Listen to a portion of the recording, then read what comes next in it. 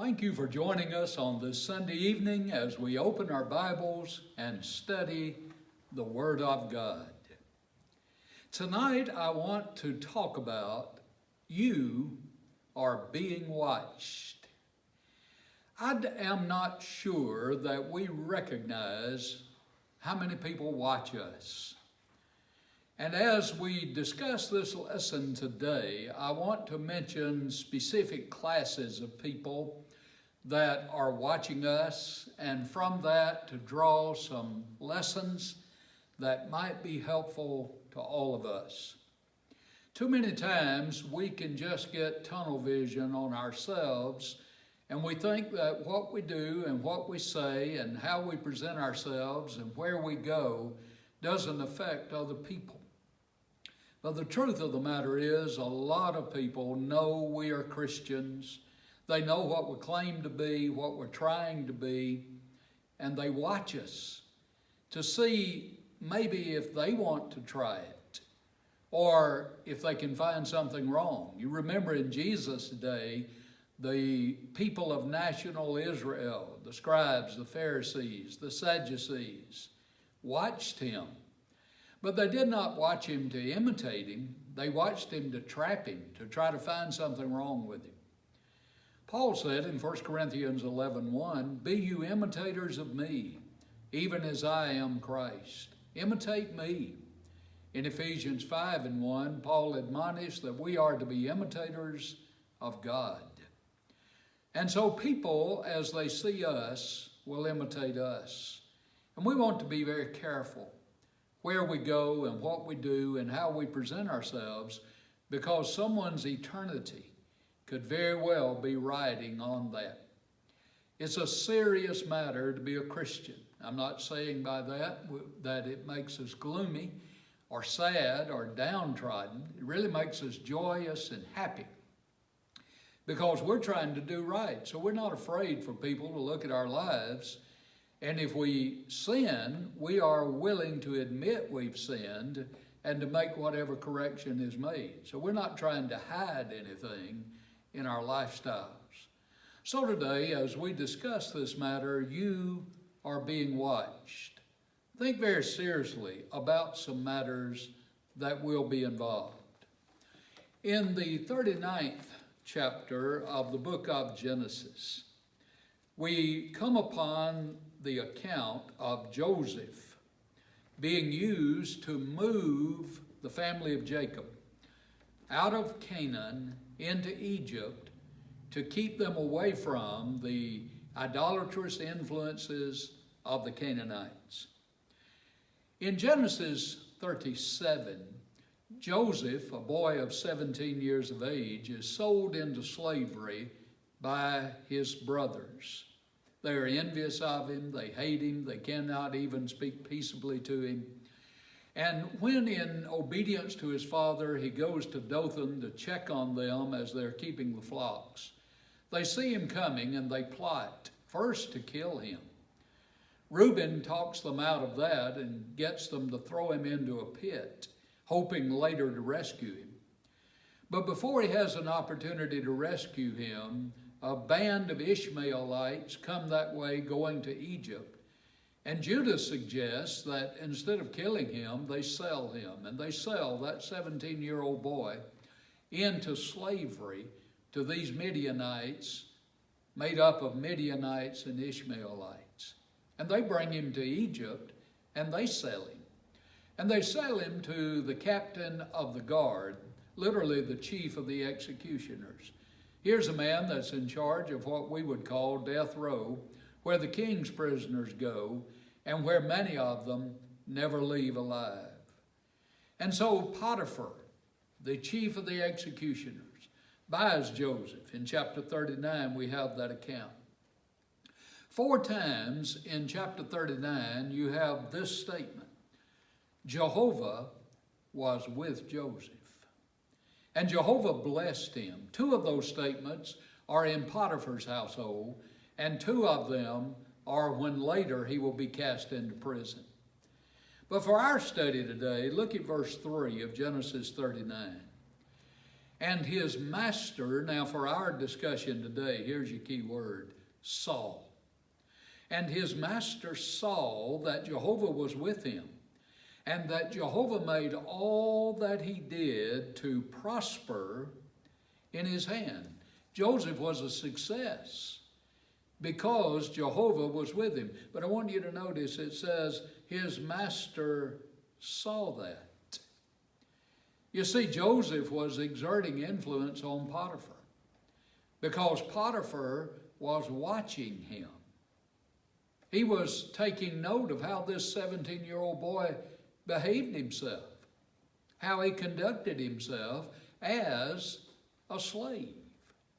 You have that same great example of a slave taken in battle in 2 Kings 5. And we don't even know her name. She was described as a young maid taken in battle by the Syrians from Israel and made the housekeeper, the servant of a man by the name of Naaman, who was the leader of the army of the Syrians, apparently very close to the king. And the little maiden said of Naaman, who was stricken with leprosy, if he were with the prophet that is in Israel, then he could cure him of his leprosy. Now, she didn't have to try to help those people who had taken her captive at all, but she did, and ended up introducing Naaman to Jehovah. That's exactly what Joseph does to Potiphar. He will end up telling people in Egypt about Jehovah, all because the text says his master saw. In Matthew 5:13-16, Jesus said, let your light so shine before men that they may see your good works and glorify your Father who is in heaven. See, you're the light of the world. A city set on a hill cannot be hid. Neither do men light a lamp and put it under the bushel, but on the lampstand, and it shines unto all that are in the house. So from that example, he moves to even so. Let your light so shine before men that they may see your good works. You see, note the idea of see. You're doing it before them so that they see, not you, your good works. And from that, they glorify your Father who is in heaven. So people are watching you. Someone is watching you. You, we are being watched. In 1 Corinthians chapter 5 and in verse 6, I want you to notice what's going on in a case of problem and difficulty and immorality in the church at Corinth. But verse 6 says this, your glorying is not good. They were ignoring this immoral man in the congregation. Your glorying is not good. Do you not know that a little leaven leavens the whole lump? Now, people who cook know if you put a little leaven, a little yeast into the dough, it will leaven the whole lump of dough. And that's influence. And this man's immoral influence was having a negative impact upon the congregation at Corinth. So Paul says a little leaven leavens a whole lump. Now, if that's true of a negative impact, it can also be true of a positive impact. And beginning in Genesis 39 with Joseph, you will end up in Genesis 50 when Joseph dies, that from the time his foot hit the ground in Egypt until the time he was put into a coffin in Egypt, he was spending his time introducing people to Jehovah. And it's a marvelous series of chapters that show that great influence. So a little leaven can leaven a whole lump. So I have to come back and ask, what influence am I having on the people who are watching me? In 2 Corinthians chapter 3, verses 2 and 3, of the Corinthians, Paul said, you are our epistle, written in our hearts. Now look at it. Known and read by all men. Clearly, you are an epistle of Christ, ministered by us, written not with ink, but by the Spirit of the living God, not on tablets of stone, but on tablets of flesh, that is, of the heart. Now, I want you to go back to verse 2, and in your own thinking, underscore these words. Known and read by all. You see, you're being watched. And Paul said to the Corinthians, you are having an influence on what people think about me. Do you know that when you talk someone up, we say brag on people in the right way, you speak of their great positive characteristics to other people, that you are having an influence, you're opening a door for that other individual to be able to influence the people to whom you're talking. What a marvelous, marvelous impact Christians can have on people who are watching us. When we talk up the church, we talk up fellow Christians, we talk up the works that are being done to glorify and honor God. And we say to them, this is an exciting congregation of which to be a member. And we would like you, in the words of Philip and others who introduced people to Jesus during his earthly ministry, to say, come and see. Come and see the great things that are being done for God, not for us, not to get us glory and honor, but to glorify God. Talk it up. Well, here Paul said, you're our epistle. You're known and read by all men. So what you are and the way you act is going to give a people an idea of what I teach. Now in Philippians chapter 1 and verse 27, Paul is writing from a Roman prison. And he says in verse 27, only let your conduct be worthy of the gospel of Christ, so that whether I come and see you or am absent, I may hear of your affairs, that you stand fast in one spirit, with one mind, striving together for the faith of the gospel. Notice, let your conduct be worthy of the gospel. So often we look around at other people and we ask, is my conduct worthy of them? That's the wrong question to ask. The question a Christian asks is my conduct worthy of the gospel? Am I living up to the standard set by the gospel? And then you get to chapter 2, beginning in verse 14. And he said, do all things without complaining and disputing, in order that you may be blameless, you may become blameless and harmless, children of God without fault in the midst of a crooked and perverse generation. Now notice it. Among whom you shine as lights in the world, holding fast the word of life, so that I may rejoice in the day of Christ, that I have not run in vain or labored in vain. So notice, here's the way you are to be living. You are to be harmless. You are to be blameless. You are not to be complaining. You are not to be disputing. You are not to be living your life grumbling and arguing about everything. Can you put names on that? But can you put names on people who don't do that kind of thing? They're not grumbling and arguing about everything. They're contented. They're happy. They're living for the Lord. They're glorifying Him. They're living up to the gospel. And here he says, if you'll notice in verse 16, he says that you're holding fast the word of life. So that my teaching you the gospel and helping you become Christians has not been empty, but rather is producing the kind of fruit that the Bible would have us to produce. In 1 Timothy chapter 4 and verse 12, Paul writes to this young preacher whom he has helped teach the gospel. And he says in verse 12, let no one despise, let no one look down on your youth, your youthfulness, And in contrast to that, notice he uses my favorite coordinating conjunction. But, look at the contrast. Let no one look down on your youth, but be an example to the believers in word, in conduct, in love, in spirit, in faith, in purity. Don't let people look down on you because of the way you act, but you be an example.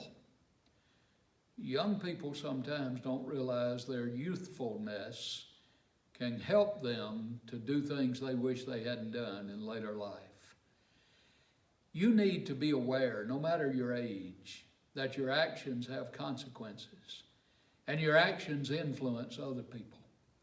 So Paul here says, you live in such a way, Timothy, that people can look to you and there see an example, see a pattern of what they themselves, as Christians, need to be. Don't ever forget, you're being watched.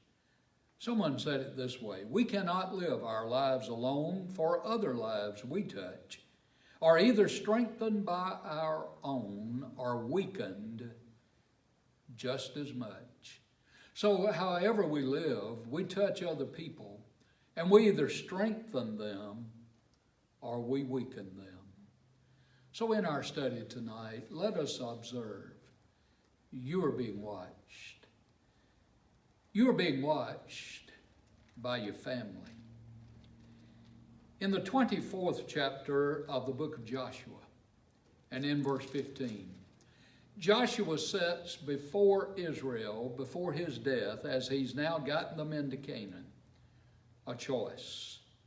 And he says in verse 15, in verse 14, he had said, fear Jehovah and serve him in sincerity and in truth, and put away the gods which your fathers served beyond the river and in Egypt. Serve Jehovah. And if it seems evil to you to serve Jehovah, choose you this day whom you will serve.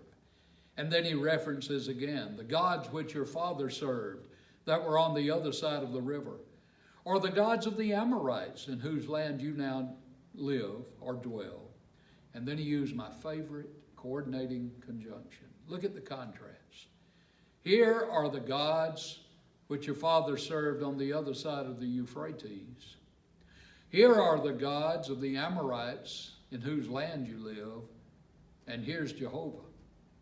Now, what choice are you going to make? You're being watched. And then Joshua said this, but as for me and my house, we will serve Jehovah. Is that the decision you've made at your house?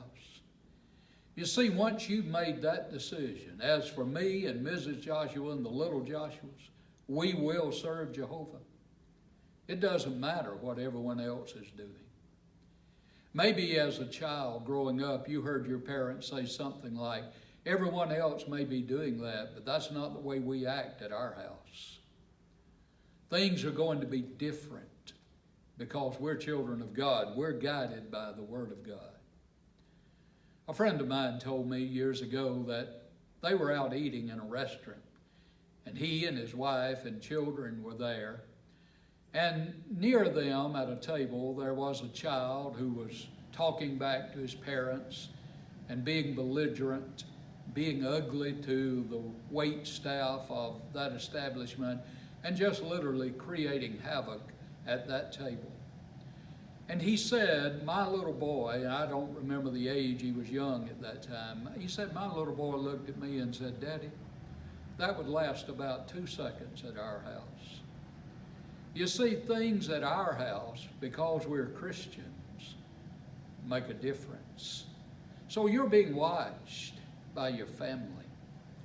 In the 13th chapter of the book of Judges, you read about the coming birth of a great man who ruined himself, a man by the name of Samson, a man of great strength. And there are 2 verses regarding the announcement of his birth that are so important to me. First of all, verse 8. Manoah prayed to Jehovah and said, O my Lord, please let the man of God whom you sent come to us again, Now, if you mark in your Bible, and teach us what we shall do for the child who will be born. Notice it. Manoah said, we want to know your will, God. We want to know Jehovah's will as to how we are to rear this child. When you have contemplated, or you are contemplating bringing a child into the world, is the first thing you do in contemplation of that is to sit down and take the Word of God and learn how to rear that child before you bring that child into the world? What would Jehovah have you do as parents? That's the idea of Manoah and Mrs. Manoah. Drop down to verse 12. Manoah said, now let your words come to pass.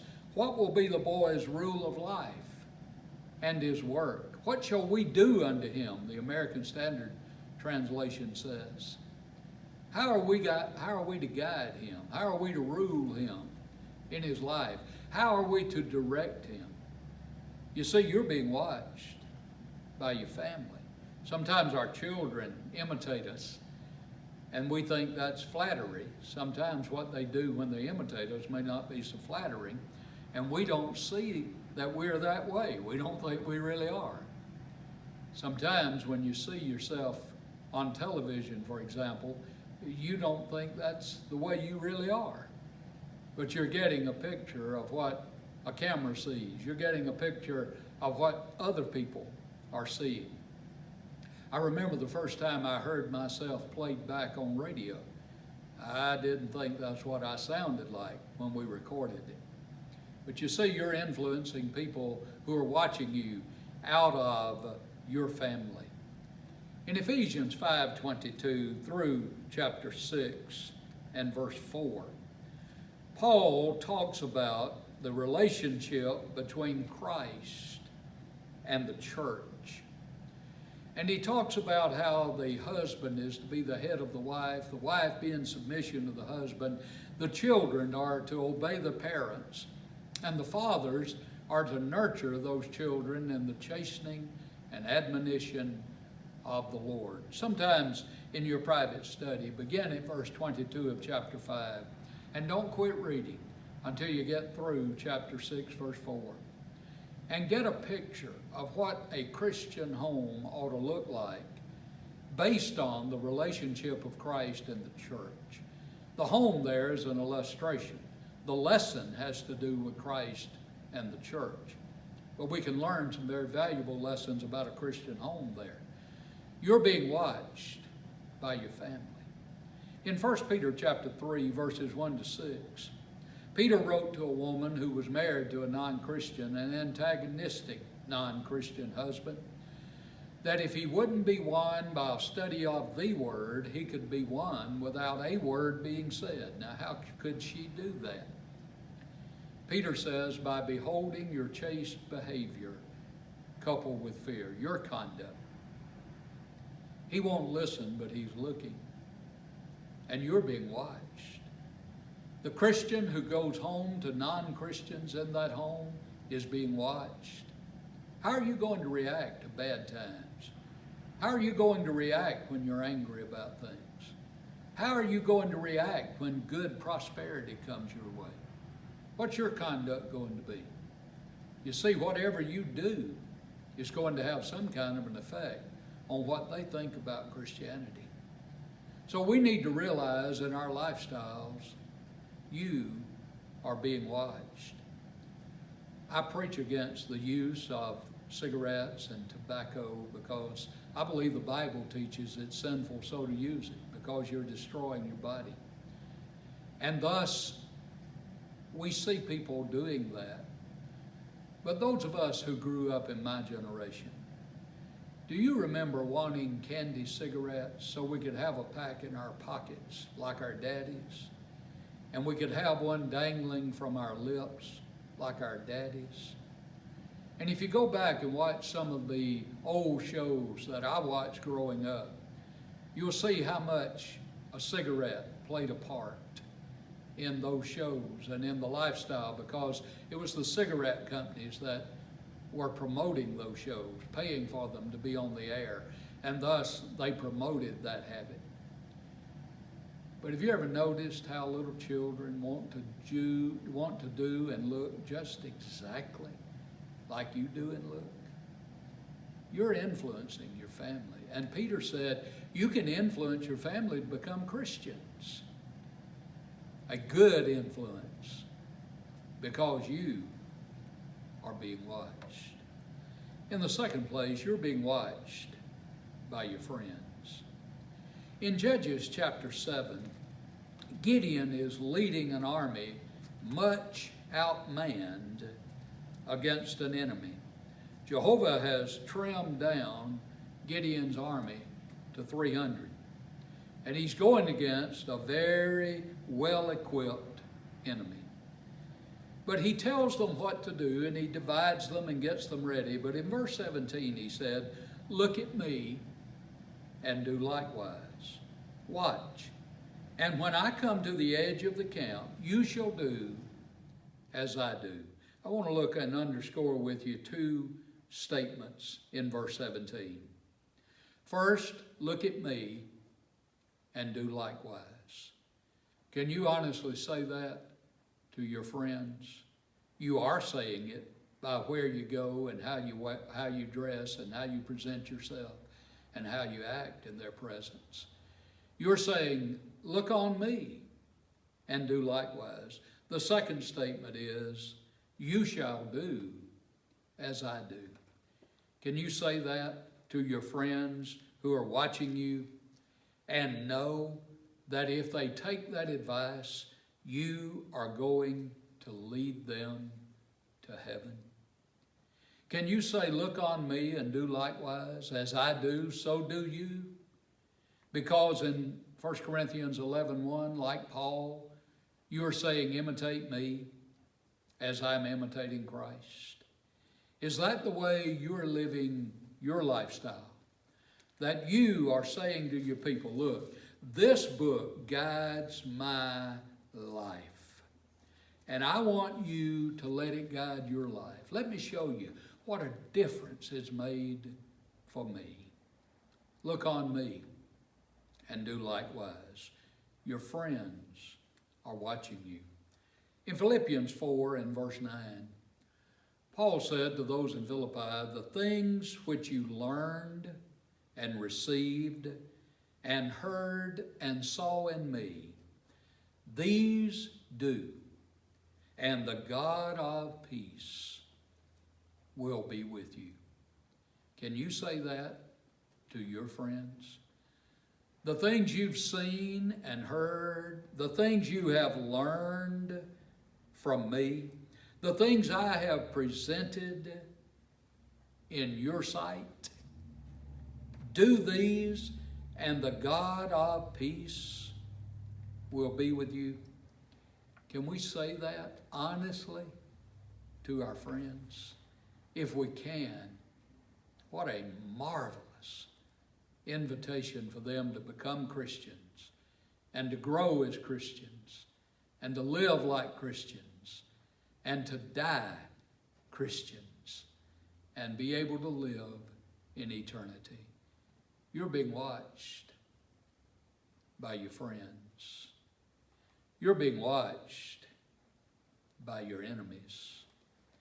In the 5th chapter of the book of Matthew, talking about the way we live with others in the Sermon on the Mount, Jesus said, you have heard that it was said, you shall love your neighbor and hate your enemy. Now, the law never said that.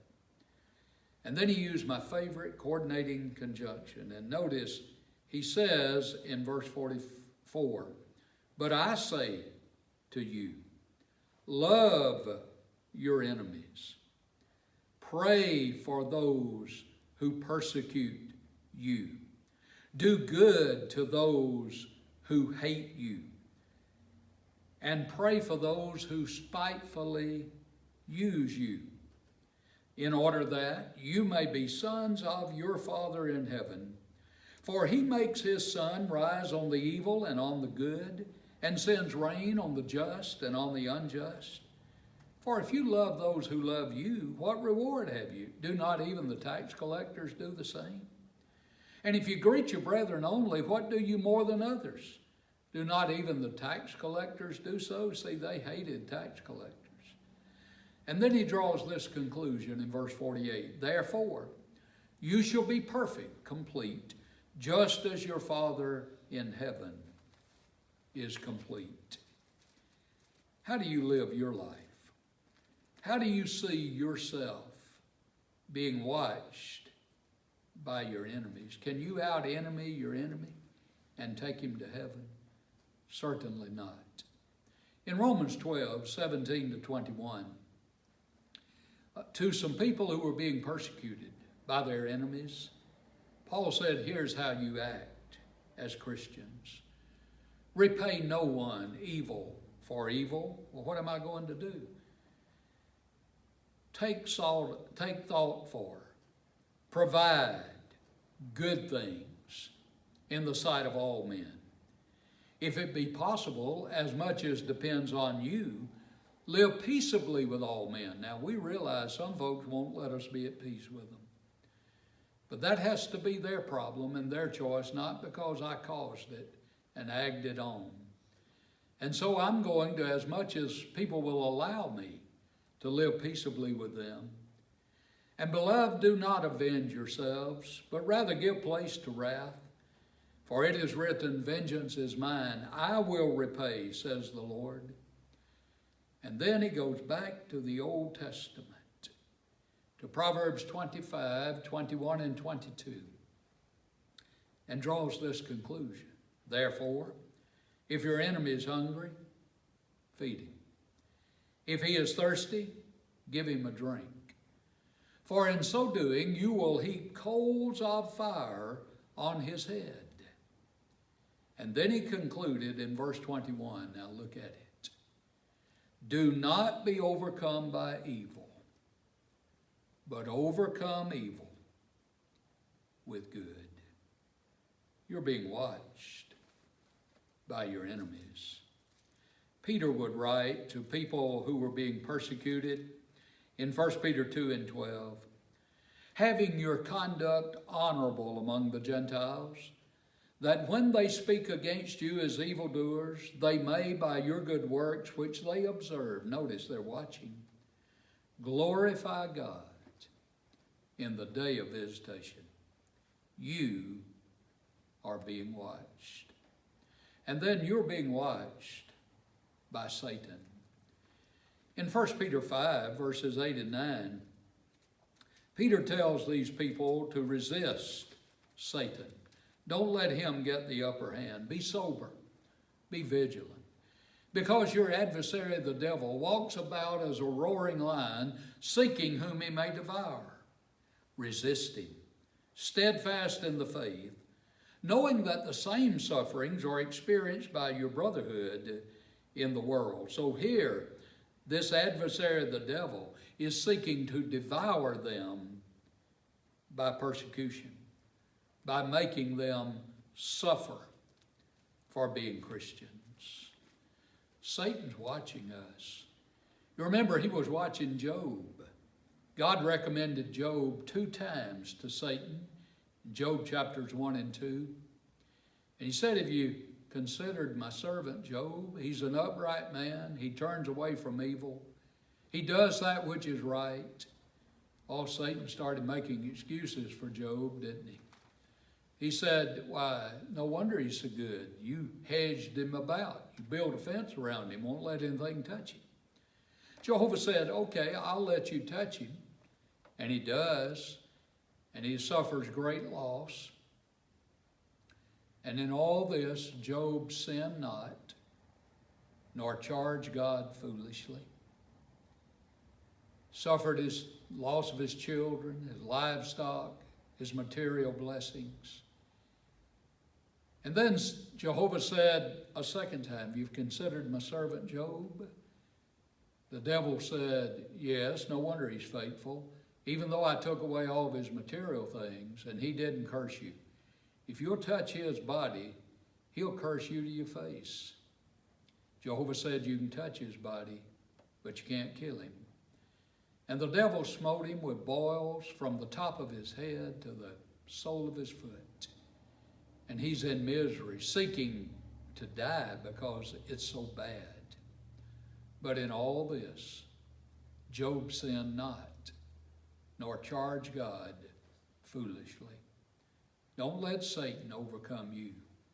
Be not overcome of evil, but overcome evil with good. Ladies and gentlemen, we are being watched. When I realized that, I realized I must watch my step, because other people are watching where I step, how I step. Years ago, a man drinking in a tavern heard the door open on a snowy, cold, sunny day. And he looked in the door to see his little boy standing there. And he was shocked. And he said to his son, "Son, how did you find me here?" Innocently, the little boy said, "Daddy, I found your footsteps in the snow. And when I walked in them, they led me here." Where are we leading people? Are we leading them to obey God's plan of salvation? Faith in Jesus comes by hearing the word of the Christ. Romans 10, verse 17. Are we leading them to have faith in Jesus as the Son of God? John 8, verse 24. Are we leading them to change their minds about living in sin on purpose, because that's what one must do to serve the Lord? Acts 17:30. Are we influencing them to make the good confession, "I believe Jesus Christ is the Son of God"? Acts 8:37. Are we influencing them to be baptized into Christ for the remission, the sending away, the salvation from their sins? Acts 2:38. And then are we influencing fellow Christians to live faithfully to the point we would die for the Lord or unto death? Be faithful unto death, and I will give you the crown of life. Revelation 2, verse 10. Don't ever forget, you are being watched.